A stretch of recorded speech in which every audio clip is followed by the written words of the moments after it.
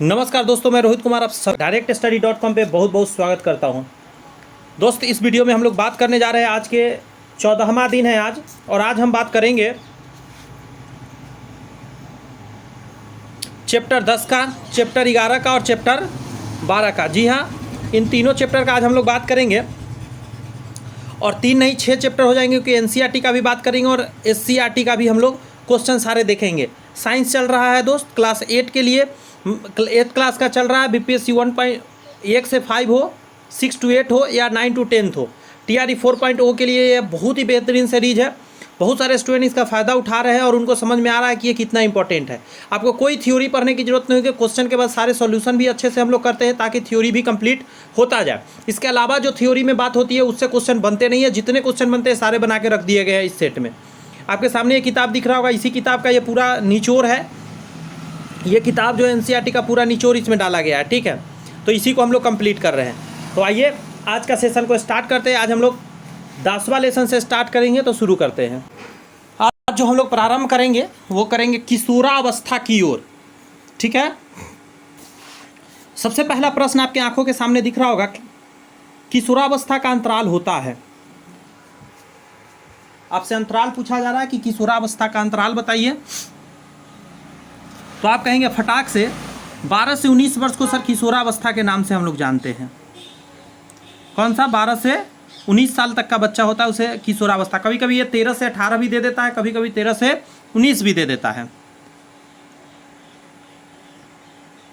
किस उम्र में किशोर अपने अधिकतम लंबाई प्राप्त कर लेते हैं? एक एज सीमा है, उस समय तक अधिकतम लंबाई जो है वो किशोर प्राप्त कर लेता है। तो 2 का क्या कहिएगा? 18 वर्ष तक।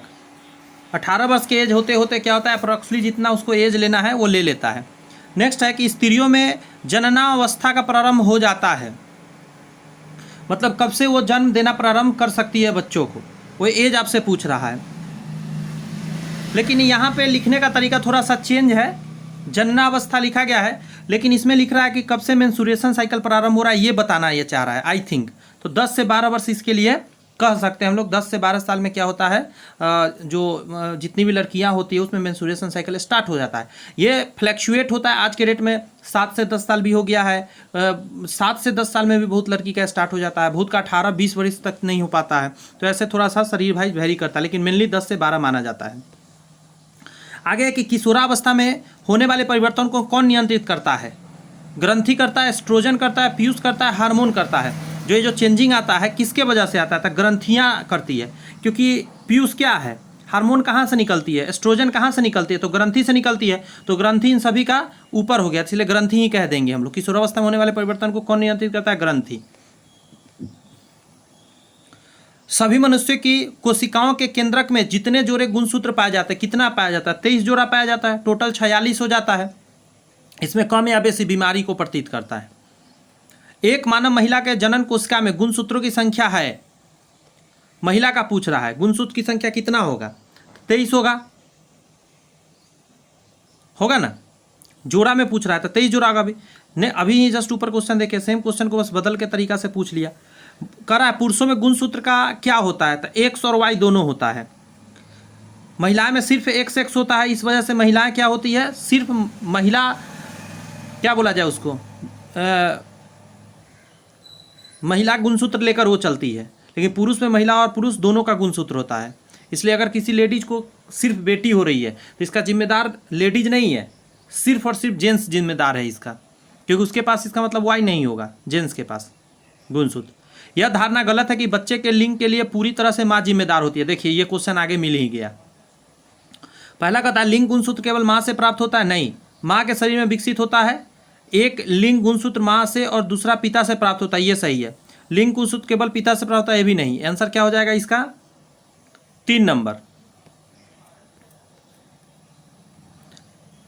9 नंबर कह रहा है एड्स एक संक्रमित व्यक्ति से दूसरे व्यक्ति में फैलता है। खाना साझा करने से, रक्त आदान से, कंघी साझा करने से, मच्छर के काटने से। तो 9 का आंसर क्या हो जाएगा? अब बुक में दिया हुआ है आंसर गलत।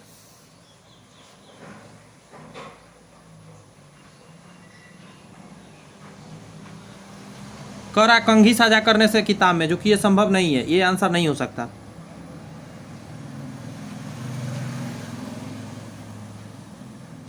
रक्त एक दूसरे को दिया जाए ना, उससे हो सकता है, खाना साझा करने से भी नहीं होता है। बात समझ में आया? एक को इंजेक्शन लगा के दूसरे को लगाइएगा तो भी प्रॉब्लम होगा।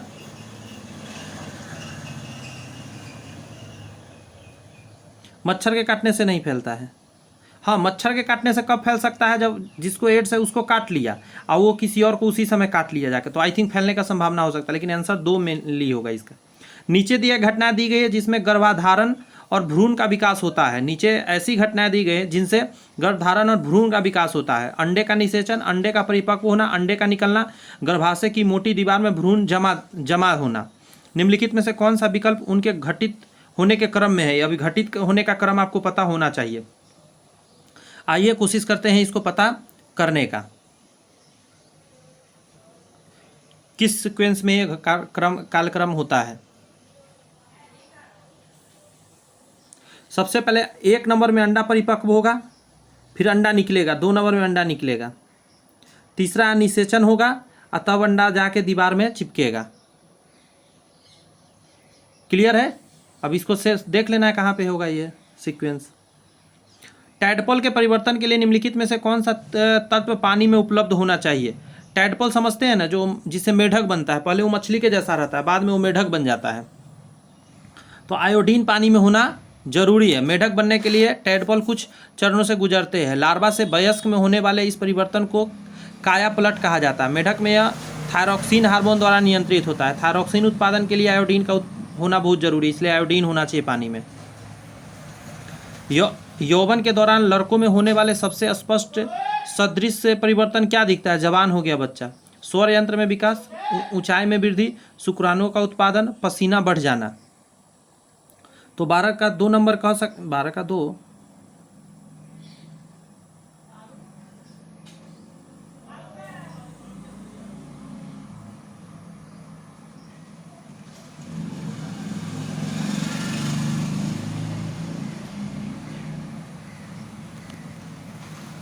पता नहीं। ऊंचाई का बढ़ना इस ऑप्शन के हिसाब से देखा जाता है ऊंचाई का बढ़ना माना जा सकता है, ऊंचाई में वृद्धि। ठीक है, और भी ऑप्शन रहता तो बदल सकता था। ऊंचाई की वृद्धि यहाँ ठीक है ऑप्शन के हिसाब से। कोशिका में मौजूद संरचनाएं जो शिशु के लिंग के निर्धारण के लिए जिम्मेदार होती है, क्या उसको बोलते हैं? गुणसूत्र बोलते हैं। ठीक है, यहाँ पे 13 क्वेश्चन था 10वां चैप्टर में। अब आइए 13 क्वेश्चन का जो भी क्वेश्चन था सबका हम लोग सोल्यूशन पढ़ते हैं। बहुत सारी बातें यहाँ से नई नई जानने को हम लोग को मिलेगा। कह रहा है कि किशोरावस्था अद्वितीय अवस्था और विकास आवश्यकताओं के साथ जीवन का एक चरण है। यह नए कौशल सीखने, भावनाओं और संबंधों को विनियमित करने और उन क्षमताओं को विकसित करने का भी समय है जो किशोरावस्था के लिए सहायक होगी। ठीक है, किशोरावस्था 12 से 19 वर्ष तक रहता है, परंतु किसी व्यक्ति में यह 22 वर्ष तक चल सकता है। क्लियर है? मैंने थोड़ा पीछे भी बताया था, आगे भी बताया था, चल सकता है। औसतन एक लड़की 15 साल की औसत उम्र में तथा लड़का 18 साल की औसत उम्र अपनी अधिकतम वयस्क ऊंचाई प्राप्त कर लेता है। लड़की 15 साल में और लड़का 18 साल में। हमारे देश के गर्म तथा तर गर्म इलाकों में स्त्रियों में जनन अवस्था 10 से 12 वर्ष में आरंभ हो जाती है। ठंडे देशों प्रदेशों में यह मासिक धर्म 14 से 15 साल की उम्र में आता है। जितना ठंडा प्रदेश होगा उतना लेट होगा, यानी 14 से 15 साल। लेकिन हमारा इंडिया थोड़ा सा गर्मीला है, यहाँ पे 10 से 12 वर्ष में जो होता है मेंस स्टार्ट हो जाता है। स्त्रियों में अंडेदानी में 10 से 12 वर्ष की उम्र से ही उत्तेजित द्रव हार्मोन्स निकलना प्रारंभ हो जाते हैं। इस हार्मोन को एस्ट्रोजन हार्मोन कहा जाता है। ये बहुत सारा चेंजिंग लाता है लड़कियों के शरीर में। उसके अंदर एक बेचैनी सा रहेगा, थोड़ा सा चिड़चिड़ापन आएगा, शरीर में बहुत सारा बदलाव होते रहता है। उसका मेन है एस्ट्रोजन। किशोरावस्था के दौरान होने वाले शारीरिक परिवर्तन को हाइपोथैलेमस और अंतःस्रावी ग्रंथियों द्वारा ट्रिगर और नियंत्रित किया जाता है। हाइपोथैलेमस और अंतःस्रावी ग्रंथियाँ जितने भी है उसके द्वारा क्या होता है? नियंत्रित होता है। किशोरावस्था 10 से 19 वर्ष बाल्यावस्था और वयस्क अवस्था के बीच की अवस्था है। बाल्यावस्था जो 7 से 11 साल तक चलता है। बाल्यावस्था से जैसे ही बच्चा क्या होता है वयस्क बनता है, उसके बीच में किशोरावस्था का उम्र आता है 10 से 19 वर्ष तक। कभी कभी ये 11 से 19 देता है, 11 से 20 देता है, मतलब समझ गया ना, इसी के आगे पीछे घूमते रहेगा। गुणसूत्र एक धागे जैसी संरचना होती है जो केंद्र में पाई जाती है कोशिका के। यह कोशिका विभाजन के दौरान दिखाई देने लगता है।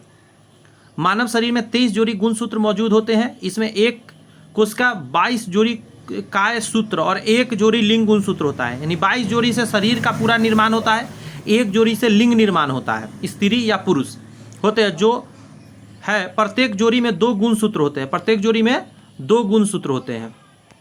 आगे कहा जा रहा है कि मानव महिला के जनन कोशिका में 23 गुणसूत्र होते हैं। ठीक है भाई।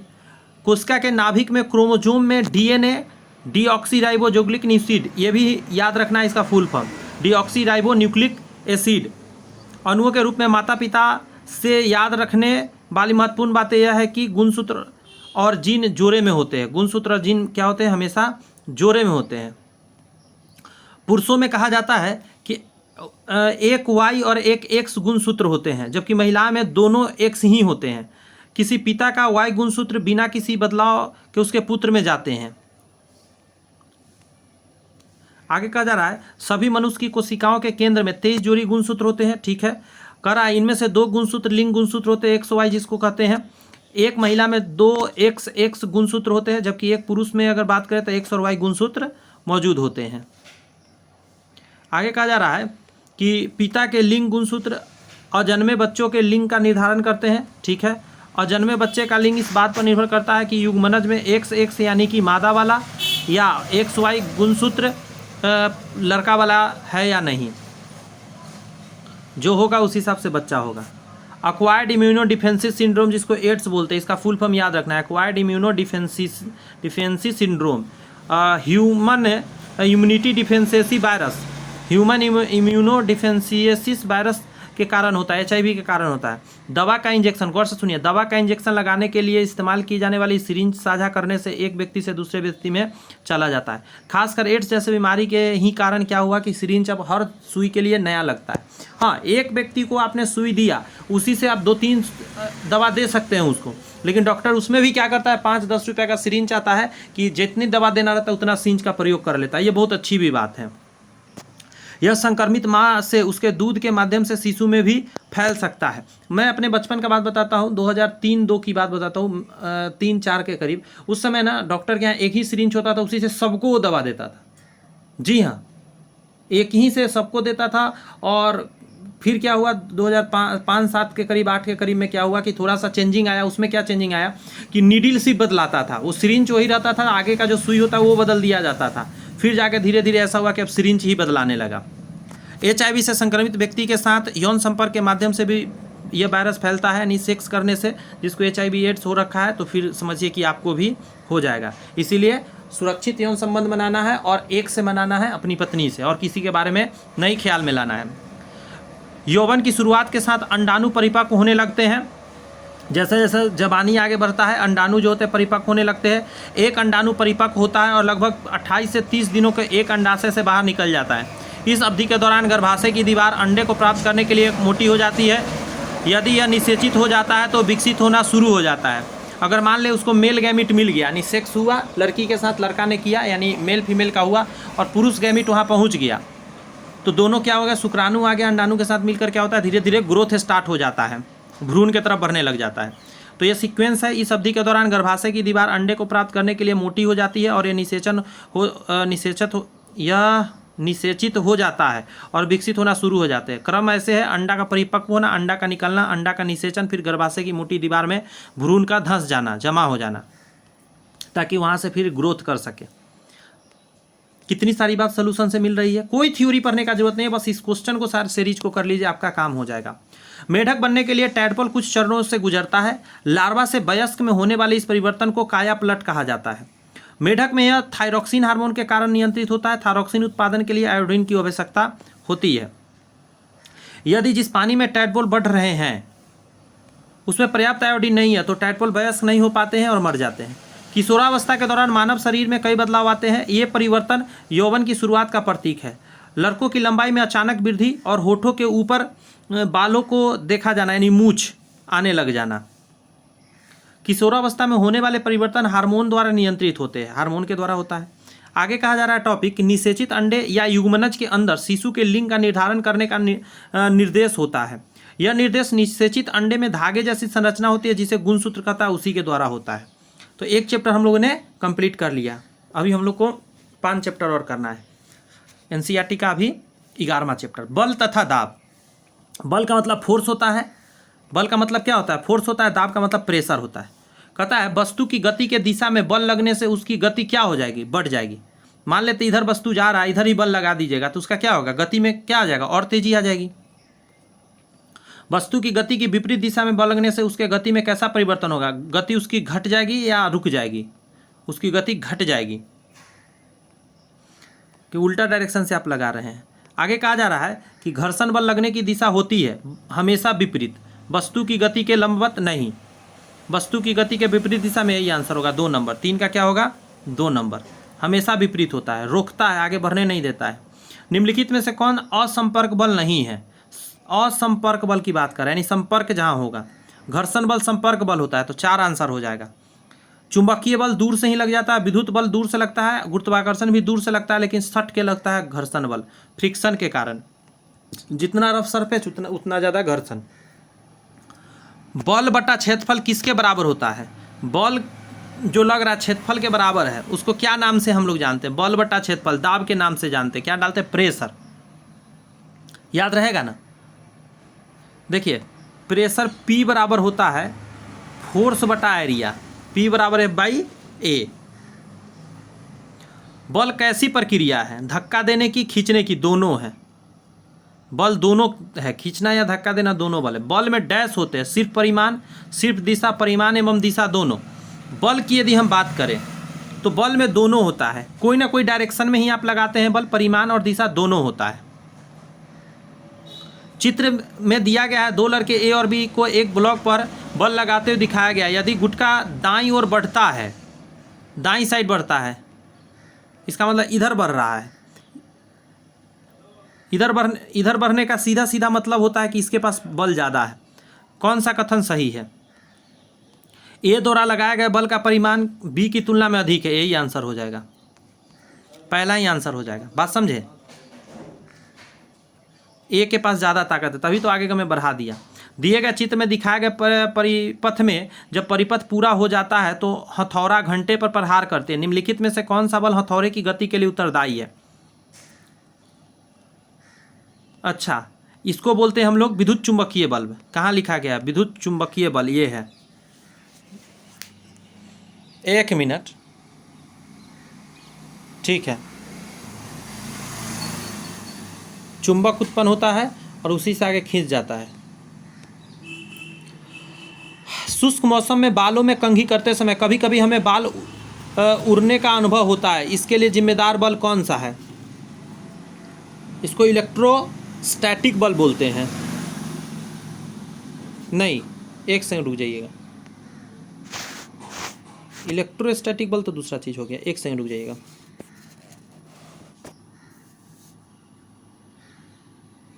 इलेक्ट्रोस्टैटिक बल ही बोलते हैं उसको, क्योंकि होता है क्या ना, इलेक्ट्रोस्टैटिक बल में क्या होता है, इसका आंसर किताब में गलत दिया है, घर्षण दे रहा है, ये गलत है, ठीक है। क्योंकि मैं एक चीज़ समझते हैं, इलेक्ट्रोस्टैटिक क्या होता है? जब 2 चीज़ को आपस में रब किया जाता है तो पॉजिटिव निगेटिव चार्ज उत्पन्न होने का किसी और चीज़ को अपने तरफ खींचता है, तो इसका आंसर इलेक्ट्रोस्टैटिक होगा, घर्षण बल नहीं होगा, ठीक है। गुरुत्वाकर्षण चुंबकीय कहते हैं, कोई सवाल ही नहीं है। चित्र में पानी से भरा एक पात्र दिखाया गया है, पानी के दाब के बारे में निम्नलिखित में से कौन सा कथन सही है?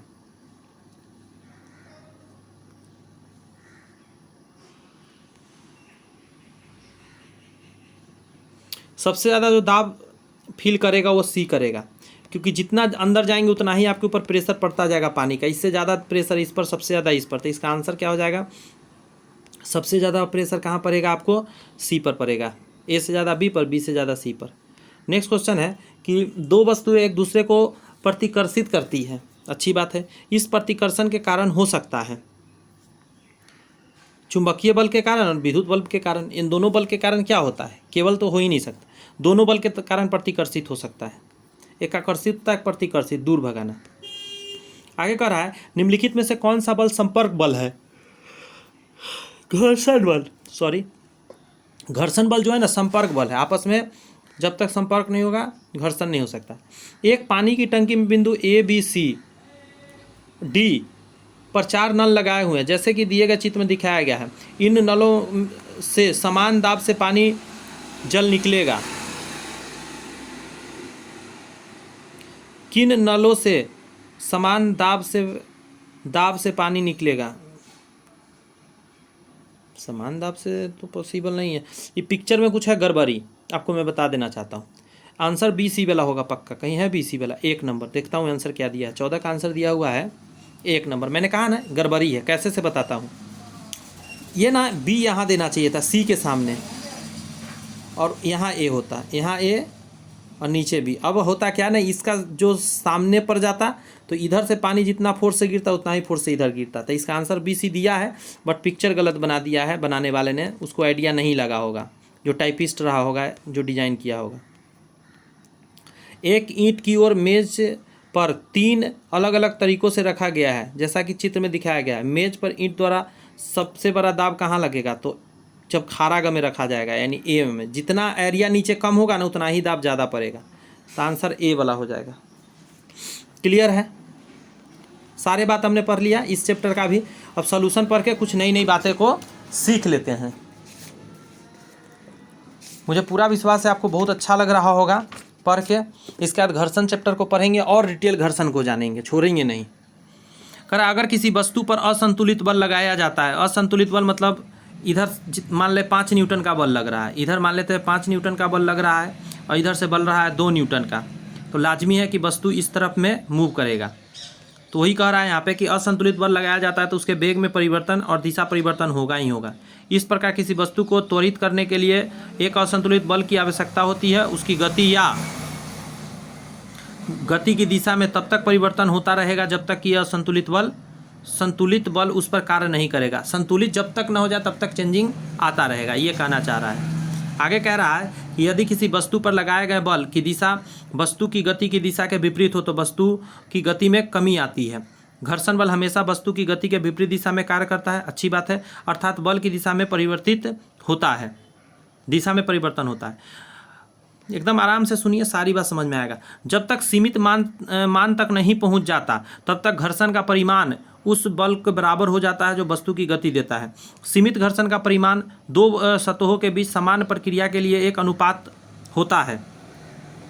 आगे कहा जा रहा है कि घर्षण बल जब बल और जो 2 सतहों के एक दूसरे के संपर्क में आने से और एक दूसरे के विरुद्ध खिसकने से उत्पन्न होता है। घर्षण बल हमेशा सभी गतिमान वस्तुओं पर कार्य करता है और इसकी दिशा हमेशा गति की दिशा में परिवर्तित होती है।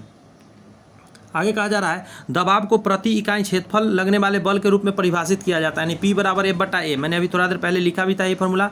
P से पास्कल माना जाता है, प्रेशर पास्कल से नापते हैं, और F न्यूटन से और A वर्ग मीटर से नापा जाता है, वर्ग मीटर मीटर स्क्वायर। आगे कहता है कि पशु को एक बल के रूप में परिभाषित किया गया है जो किसी वस्तु को आराम की स्थिति से उत्पन्न व्यक्ति दूर ले जाता है, जो बल कहलाता है पशु में पढ़ दिया, पुश धक्का देना। जब किसी वस्तु को धक्का दिया, पुश मतलब खींचना होता है, किसी वस्तु को धक्का दिया जाता है तो वह दूर चली जाती है। गेंद को लात मारना, दरवाज़ा बंद करना, ट्रॉली को धक्का देना, सॉकेट में प्लग डालना, ये सारी चीज़ क्या है? धक्का देने का उदाहरण है।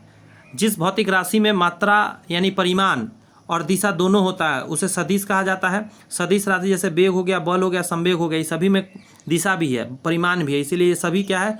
सदिश राशि है। बल में परिमाण तथा दिशा दोनों होते हैं, इसीलिए यह एक सदिश राशि है। आगे कहा जा रहा है यदि किसी वस्तु पर 2 बल विपरीत दिशाओं में कार्य करते हैं तो इस पर लगने वाले कुछ बल दोनों बलों के बीच का अंतर होता है। किसी बल की ताकत आमतौर पर उसके परिणाम से व्यक्त किया जाता है, दिशा से नहीं। यदि ब्लॉक दाईं ओर बढ़ता है तो A का जो वैल्यू है, मतलब बल है, वो ज़्यादा है। ये सब तो सर्किट वाला है। करा है कि दिखाए गए सर्किट में सर्किट पूरा होने पर हथौड़े गोंग पर प्रहार करता है। हथौड़े की गति के लिए चुंबकीय बल जिम्मेदार होता है। घंटा और हथौड़े दोनों सर्किट पूरे होने के उत्पन्न चुंबकीय क्षेत्र अपनी ओर आकर्षित होने लगते हैं क्योंकि वे दोनों धातु के बने हुए हैं। यह धारा के चुंबकीय प्रभाव का अनुप्रयोग है। ऑर्स्टेड ने 1826 में आई थिंक बताया था। एक आवेशित पिंड द्वारा दूसरे आवेशित या अनावेशित पिंड पर लगाए गए बल को इलेक्ट्रोस्टैटिक बल कहते हैं। क्लियर हो गया? एक आवेशित दूसरे आवेशित पर लगा रहा है बल तो उसको इलेक्ट्रोस्टैटिक बल बोलते हैं। आगे कहता है, देखिए ये ऑप्शन यहाँ लिखा हुआ 3 है, गलत लिखा गया। शुष्क मौसम में बालों में कंघी करते समय इलेक्ट्रोस्टैटिक बल के कारण कभी कभी बाल उड़ जाते हैं। यहाँ कंघी और बाल के विपरीत चार्ज होने के कारण है, दूर दूर भागते हैं। आगे कहा जा रहा है कि तरल पदार्थ में गहराई समान होने पर समान बल लगते हैं, इसलिए बताए थे। दो वस्तु एक दूसरे को आकर्षित करती है, प्रतिकर्षित करती है, या प्रतिकर्षित या तो चुंबकीय इलेक्ट्रोस्टैटिक बल के कारण हो सकता है। चुंबकों में समान ध्रुव एक दूसरे को प्रतिकर्षित करते हैं और विपरीत ध्रुव एक दूसरे को आकर्षित करते हैं। इलेक्ट्रोस्टैटिक बल में समान चार्ज एक दूसरे को दूर भगाते हैं और अपोजिट चार्ज एक दूसरे को पास लाते हैं। घर्षण बल सदैव सभी गतिमान वस्तुओं पर कार्य करता है और उसकी दिशा सदैव गति की दिशा के उल्टा होती है। कहता है चूंकि घर्षण बल सतहों के विपरीत संपर्क में उत्पन्न होता है, यह संपर्क बल के नाम से भी जाना जाता है। हवा में कोई गेंद उड़ रहा है तो ऐसा नहीं कि वहाँ घर्षण नहीं काम कर रहा है, हवा का जो है घर्षण वहाँ काम करते रहता है। नेक्स्ट कह रहा है कि एक तरल समान गहराई पर कंटेनर के दीवार में दाब समान लगाता है। आगे बढ़ते हैं। किसी सतह के एक इकाई क्षेत्रफल पर लगने वाले बल को दाब के रूप में जानते हैं। दाब बराबर बल बटा क्षेत्रफल होता है। इसे कार्य जिस पर यह कार्य करता है। मेज पर ईंट द्वारा लगाया गया दाब जो है अधिकतम होगा, क्योंकि क्षेत्रफल कहाँ पे सबसे नीचे है, लंबागा में जब रखा गया है। तो चलिए एनसीईआरटी का लास्ट चैप्टर कर लेते हैं आज का क्लास का, अध्याय 12 घर्षण। घर्षण का उस समय से भी बात हो रहा था, लेकिन अब और डिटेल घर्षण का बात करते हैं। यदि हम पुस्तक को दाईं दिशा में ढकेलते हैं तो उस पर लगने वाले घर्षण बल किस दिशा में होगा? बाईं दिशा में होगा। उल्टा एकदम हो जाएगा, बाईं दिशा में होगा। दो पृष्ठों के बीच अनियमितता के अंतःबद्ध न के कारण घर्षण बल होता है। यहाँ घर्षण बल भराएगा। घर्षण हमारे लिए दोनों है। घर्षण से बहुत लॉस भी होता है, घर्षण से बहुत बेनिफिट होता है। घर्षण के कारण ही हम चल पाते हैं और घर्षण के कारण ही काई वाले स्थान पे फिसल के गिर के गोड़ हाथ तोड़ लेते हैं। दो वस्तुओं के बीच घर्षण कराने से उनके बीच का तापमान बहुत बढ़ जाएगा। आपस में हाथ ही रगड़िए ना, आपका हाथ में तापमान बढ़ जाएगा। ग्रीस के उपयोग से घर्षण कम हो जाता है, घट जाता है। शून्य घर्षण जैसा जल्दी कुछ चीज़ हो नहीं पाता है। भारी वस्तुओं में पहियों के इस्तेमाल से इसके एवं सतह के बीच घर्षण में डैश होती है, कमी हो जाती है। पहिया इसीलिए लगाया जाता है घर्षण की कमी करने के लिए। बॉल बेयरिंग घर्षण को करता है, बहुत कम करता है। बॉल बेयरिंग से बहुत घर्षण कम हो जाता है। जब भी संपर्क में आने वाली सतह एक दूसरे के सापेक्ष गति या गति करती है तो घर्षण बल कम काम में आता है। तो 8 का आंसर देंगे आप। चाहे वस्तु ठोस, तरल या गैसीय हो, तीनों अवस्था में घर्षण बल यूज होता है। 9 नंबर में कह रहा है एक बंदा इस बॉक्स को ढकेल रहा है। देख लिए दिए गए चित्र में एक लड़के को डिब्बे को दाएं से बाएं धकेलते हुए दिखाया गया है। घर्षण का बल बॉक्स के कार्य करेगा। उल्टा कर दीजिए ना, दाएं से बाएं दिखाएगा, बाएं से दाएं। ऑप्शन नंबर 2 हो जाएगा, बाएं से दाएं में काम करेगा। उल्टा घर्षण काम करता है।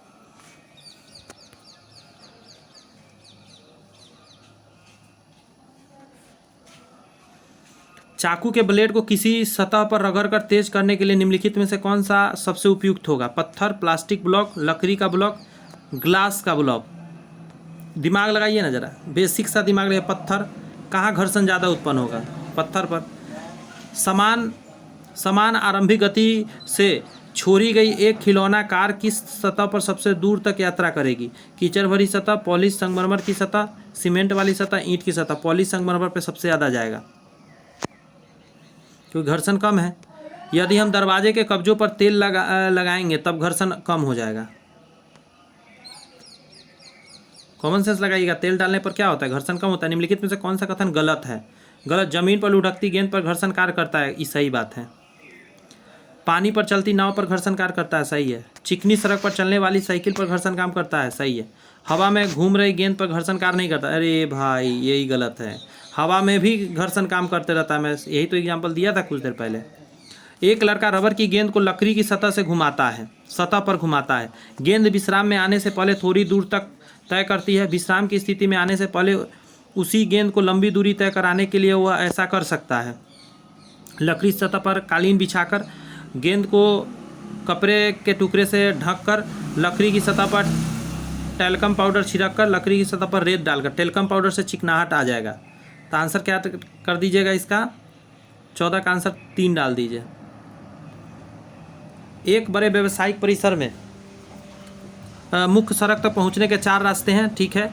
एक पथ में भुरभुट्टी मिट्टी है, दूसरे में पॉलिश किया हुआ संगमरमर है, तीसरे में ईंटें हैं और चौथे में बजरी की सतह है। भारी बारिश हो रही है और पहले मुख्य सड़क तक पहुंचना चाहती है। पहेली, वह रास्ता जिस पर फिसलने की संभावना सबसे कम होगा, जहां बजरी होगी।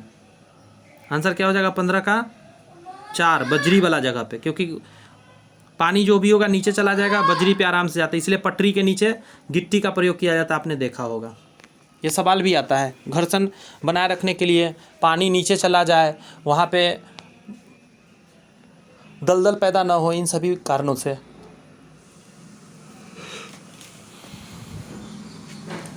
घर्षण बल हमेशा वस्तु की गति के विपरीत दिशा में कार्य करती है, अर्थात बल की दिशा के विपरीत होती है। जब तक सीमित मान तक नहीं पहुंचा जाता तब तक घर्षण का परिमाण उस बल के बराबर होता है जो वस्तु को गति देता है। सीमित घर्षण का परिणाम 2 सतहों के बीच समान प्रक्रिया के लिए स्थिर अनुपात होता है। आगे कहा जा रहा है, 2 वस्तुओं की सतह पर मौजूद अनियमितताओं के इंटरलॉकिंग के परिणाम स्वरूप स्थैतिक घर्षण होता है। 2 सतहों के बीच सापेक्ष गति का विरोध करने वाले बल को घर्षण कहा जाता है। स्थैतिक घर्षण वह घर्षण है जो शून्य सापेक्ष गति वाले ठोस वस्तुओं के मामले में होता है। आगे कहा जा रहा है, घर्षण को एक आवश्यक बुराई कहा जाता है क्योंकि यह उपयोगी होने वाले साथ साथ हानिकारक भी है। घर्षण हमें चलने, लिखने, चीज़ें पकड़ने, आगे बहुत सारे काम में मदद करती है, इसलिए हमारे जीवन में आवश्यक है। घर्षण के बिना कई आवश्यक कार्य नहीं हो सकती है। आगे कहा जा रहा है, खुरदरी सतहों के बीच अधिक घर्षण होता है। भारी वस्तुओं में घर्षण भी अधिक होता है क्योंकि वे अधिक बल के साथ नीचे दाब लगाती है। घर्षण से गर्मी पैदा होता है क्योंकि इसमें रगड़ने वाली सतहों पर अणु तेजी से चलते हैं और अधिक ऊर्जा उत्पन्न करते हैं।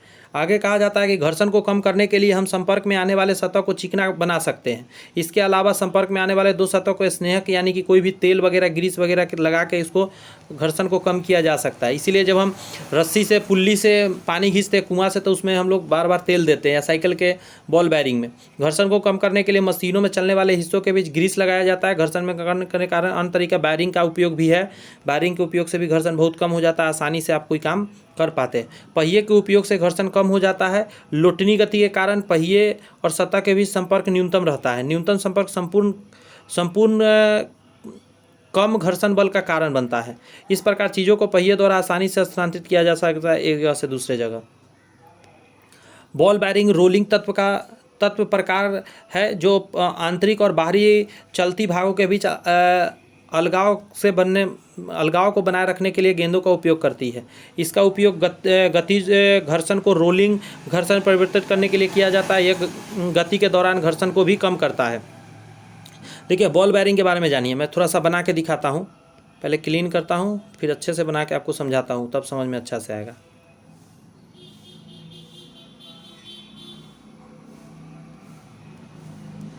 तो छोटा गोली बन गया, घबराइएगा नहीं, सब मान के चलिए इतना बड़ा है। अब क्या होता है, इसके बीच में रोलिंग काम करता है। तो इसके ऊपर में अगर कुछ भी हम रखते हैं तो मूव करेगा, तो बॉल बेयरिंग इस आपस में मूव करेगा और संपर्क बहुत कम हो पाता है। इसलिए आराम से हम लोग कोई काम कर पाते हैं। घर्षण संपर्क में आने वाले 2 सतहों पर अनियमितता के कारण होता है। चाहे वस्तु ठोस हो, तरल हो या गैसीय हो, तीनों में घर्षण काम करता है।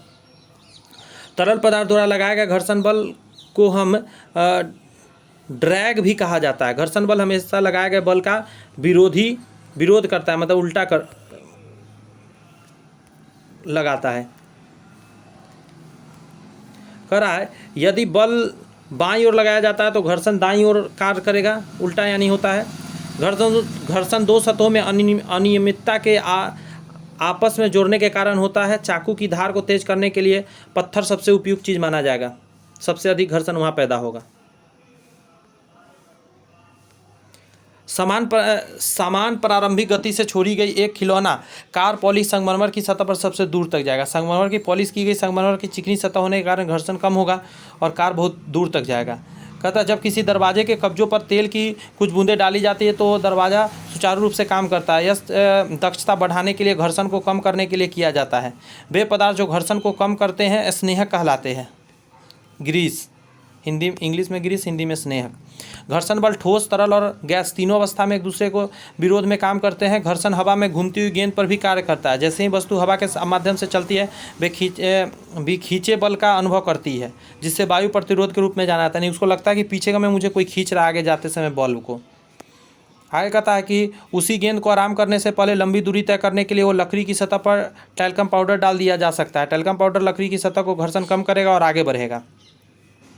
ढीली मिट्टी और पॉलिश किए हुए संगमरमर पर चलना मुश्किल होगा, क्योंकि कम घर्षण के कारण बारिश के दौरान फिसलन भरा होगा, इसीलिए क्या हो जाएगा, बजरी पर चलना आसान होगा। तो यहाँ पे हमारा चैप्टर कंप्लीट होता है 3 चैप्टर। अब 3 चैप्टर हम लोग करेंगे क्या चीज़ का, 10, 11, 12 SCERT का, NCERT कंप्लीट।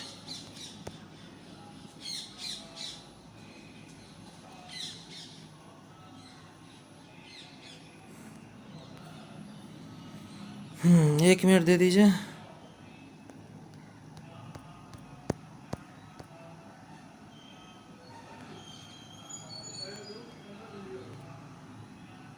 गया जी, आ गया। ये रहा आपका 10वां लेसन SCERT का। फटाफट जवाब चाहिए मुझे। पहला करा विद्युत धारा के रासायनिक प्रभाव। विद्युत धारा द्वारा किसी पदार्थ पर वांछित धातु की परत निक्षेपित करने की प्रक्रिया को क्या कहते हैं? विद्युत लेपन के नाम से उसे जानते हैं। क्या नाम से जानते हैं दोस्त? विद्युत लेपन बोला जाता है। इलेक्ट्रिकल गैल्वेनाइजेशन नहीं, इलेक्ट्रोप्लेटिंग शायद बोलते हैं।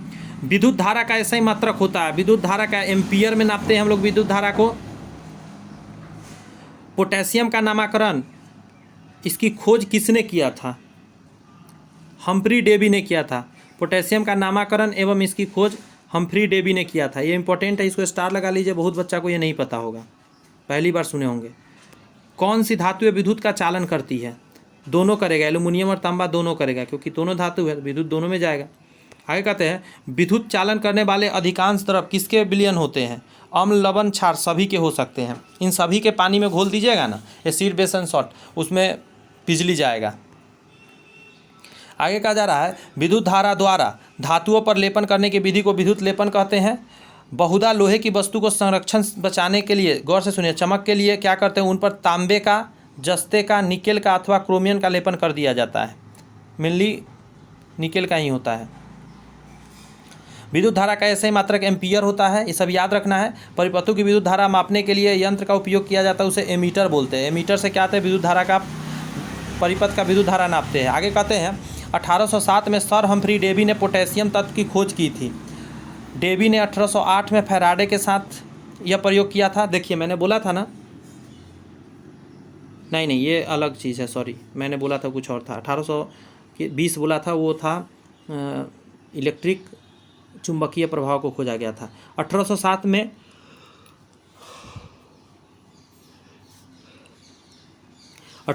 सर हम्फ्री डेवी ने पोटेशियम तत्व का खोज किया था, और डेवी ने 1808 में फैराडे के साथ इसका प्रयोग भी किया था। आगे कहा जा रहा है कि तांबा यानी कॉपर एक बहुत अच्छा सुचालक है, लेकिन इससे सल्फर के साथ जोड़ा जाता है, जो कि विद्युत का खराब सुचालक है। एल्युमिनियम एक अच्छा सुचालक है, लेकिन इसे फ्लोरीन के साथ जोड़ा जाता है, जो कि विद्युत का एक खराब सुचालक है। आर्सेनिक विद्युत का सुचालक है, लेकिन सोने की तुलना में इसे कमज़ोर माना जाता है। आगे कहा जा रहा है विद्युत का संचालन करने वाले अधिकांश तरल क्या क्या हो सकता है, क्षार, लवण, ये सब चीज़ हो सकते हैं। कहा जाता है जब एक अम्ल, क्षार या लवण को पानी में घोला जाता है तो अणु विद्युत आवेशित कण बनाते हैं, यानी फ्री इलेक्ट्रॉन बनाते हैं, आयन बनाते हैं, इसीलिए विद्युत प्रयोग पास कर जाता है। आयन युक्त विलयन विद्युत का सुचालक होते हैं, चूँकि इसमें कुछ आयन होते हैं। शुद्ध जल एक विद्युत का कुचालक है, यानी अगर अच्छा से आपको डिस्टिल वाटर एकदम मिल जाए तो समझिए उसमें बिजली नहीं जाएगा। प्रकाश के खेल यानी इलेक्ट्रिसिटी, प्रकाश मतलब लाइट के बारे में पढ़ते हैं। प्रकाश के परिवर्तन कितने नियम हैं? प्रकाश के परिवर्तन के 2 नियम हैं, ठीक है। प्रकाश के परिवर्तन कितने नियम हैं? 2 नियम हैं। आपतित किरण, परावर्तित किरण यानी अभिलंब, तीनों एक ही समतल में होते हैं, और आपतन कोण, परावर्तन कोण बराबर होते हैं, यही दोनों हैं। कहा जाता है ब्रेल पद्धति में कुल कितने बिंदुत पैटर्न होते हैं? आपसे पूछा जा रहा है, तो 64 होते हैं।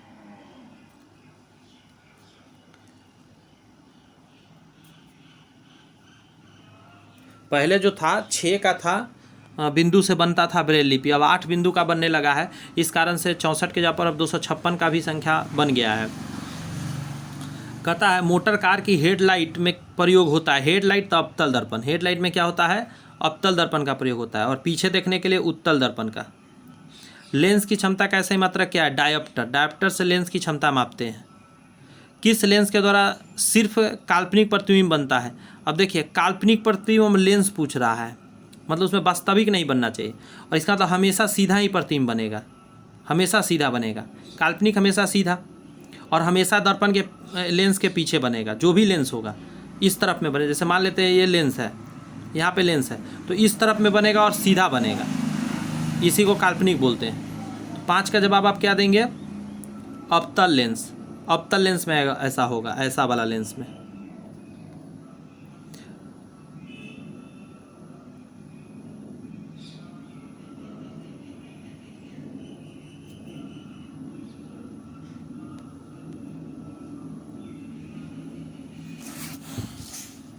आइए इसके सॉल्यूशन को जरा पढ़ते हैं, बहुत कुछ इसमें से मिलता है जानने को। प्रकाश के परिवर्तन के 2 नियम हैं, शायद हम बोलें वही यहाँ लिखा है। आपतित किरण परावर्तित किरण अभिलंब एक ही तल में होते हैं। आपतन कोण के मान परावर्तन कोण के बराबर होता है। आइए आगे बढ़ते हैं। आगे कहा जा रहा है कि ब्रेल एक स्पर्शनीय कोड है जो कि नेत्रहीन दृष्टिबाधित लोग स्पर्श करके पढ़ते हैं, लिखने में सक्षम बनाता है, जिससे उभरे हुए बिंदु के विभिन्न संयोजन, वर्णमाला और शब्द, विराम चिन्ह वगैरह वगैरह सब कुछ समझ सकते हैं।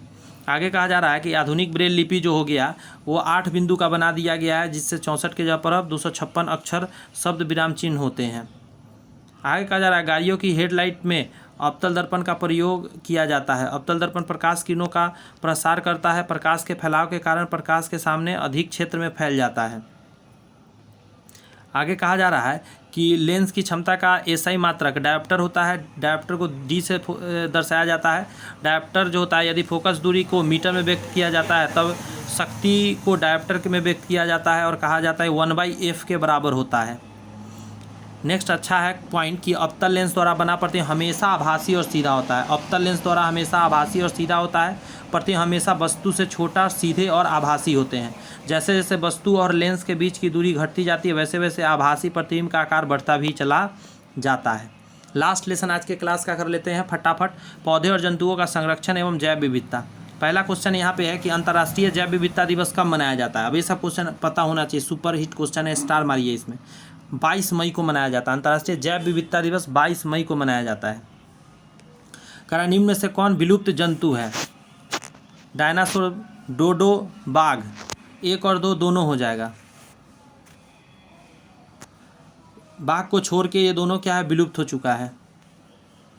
भारत का प्रथम राष्ट्रीय पार्क कौन सा है। भारत में सबसे पहला जो बना था राष्ट्रीय पार्क जिम कॉर्बेट राष्ट्रीय उद्यान बना था।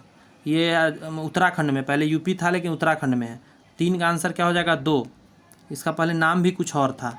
कहा जा रहा है राष्ट्रीय जलीय जीव है। गंगा का डॉल्फिन को राष्ट्रीय जलीय जीव घोषित किया गया है। आई थिंक 2012 के करीब में शायद घोषित किया गया कि 2009 में। देखेंगे सॉल्यूशन में देर होगा तो। काजीरंगा अभयारण्य किस जंतु के लिए प्रसिद्ध है। काजीरंगा असम का है।